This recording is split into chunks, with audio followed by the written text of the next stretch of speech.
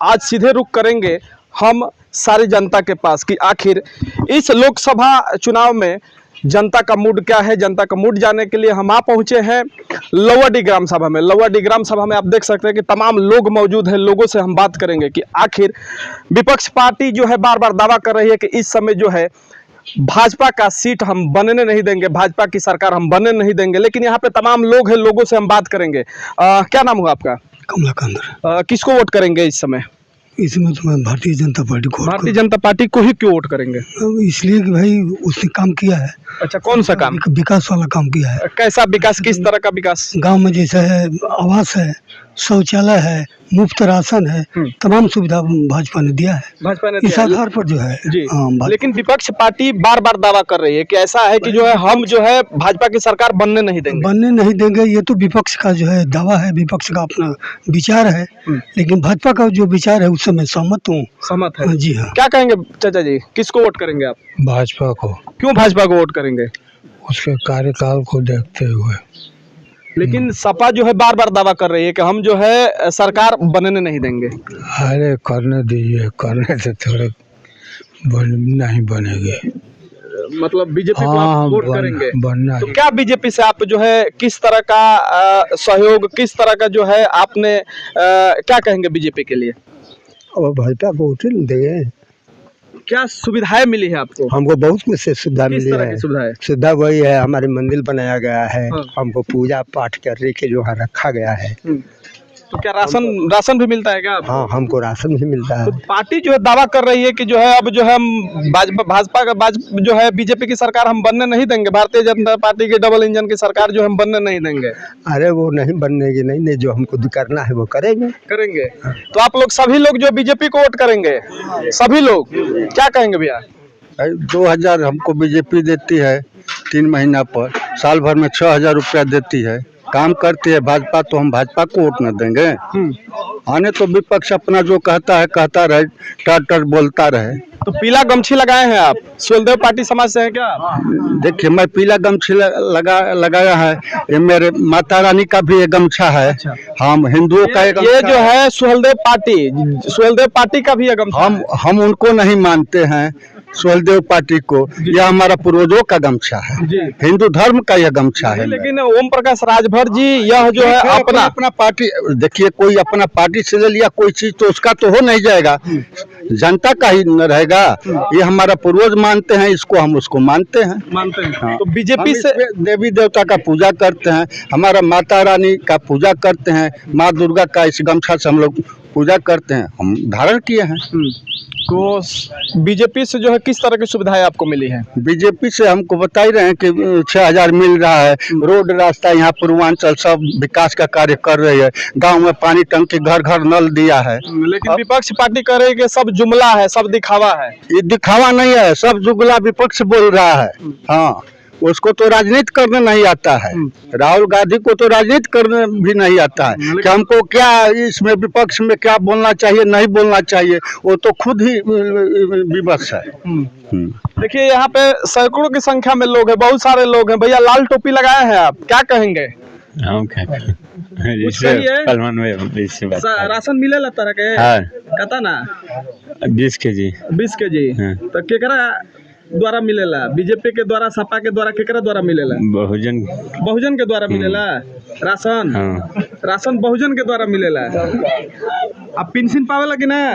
हमने के बुढ़ापन नहीं है तो। अच्छा, बुढ़ापा भी तार नहीं खे जो 6000 रुपया सालाना मिला तो पावेला नहीं? वो नहीं खे पहले। चलिए, भाई साहब कह रहे हैं कि बसपा के द्वारा जो है इनको सुविधाएं मुहैया कराया जा रहा है। क्या कहेंगे आप? क्या कहेंगे? क्या नाम हुआ आपका? नारद में। अच्छा, कहाँ के निवासी हैं? लौवाडी के। तो क्या कहेंगे, इतने संख्या में लोग आप आज जो है आप लोग इकट्ठा हैं, आज जो है किस तरह के यहाँ पे कार्यक्रम कराया जा रहा है? कार्यक्रम को समाज के लिए बात एक इकट्ठा के लिए करा रहे हैं। अच्छा, वोट देना है, बस भाजपा को देंगे। अच्छा, सपा को क्यों नहीं देंगे? हमको नहीं मन भर रहा, नहीं देंगे। नहीं, हम चाहेंगे कि आप सपा को ही वोट करें। नहीं, आपको कहने से नहीं होगा। अच्छा, जो हमारा मर्जी होगा तो करेंगे ना। क्या BJP Bharatiya Janata party double engine की सरकार जो है आपको किस तरह की सुविधा जो मुहैया कराई है? बहुत सुविधा कराया है, बहुत मतलब सुविधा हो गया, बहुत विकास हो गया। गांव के अंदर बहुत विकास हो गया, बहुत बातों सुविधा हो गया। आज जो है यहाँ सैकड़ों की संख्या में आप लोग एकत्रित हैं, किस तरह का कार्यक्रम यहाँ पे हो रहा है, क्या कहेंगे आप? कुछ ही देर के बाद नीरज शेखर जी की पत्नी आ रही हैं और नीरज शेखर जी के पक्ष में वो मतदान करने के लिए अपना बात रखेंगे। जी, तो अभी जो है कल ही एक भव्य कार्यक्रम कराया गया मिश्रवलिया ग्राम सभा में, जो कि भावरकुल ब्लॉक क्षेत्र के अंतर्गत एक मिश्रवलिया ग्राम सभा में आता है। वहाँ पर सपा के द्वारा जो है एक कार्यक्रम कराया गया। वहाँ पे जैसे ब्राह्मणों की अगर हम बात करें तो ब्राह्मण जो है इस समय सपा को वोट कर रहे हैं, क्या वजह है? ब्राह्मण सपा को वोट नहीं कर रहे हैं, यह एक अफवाह फैलाने का काम हो रहा है।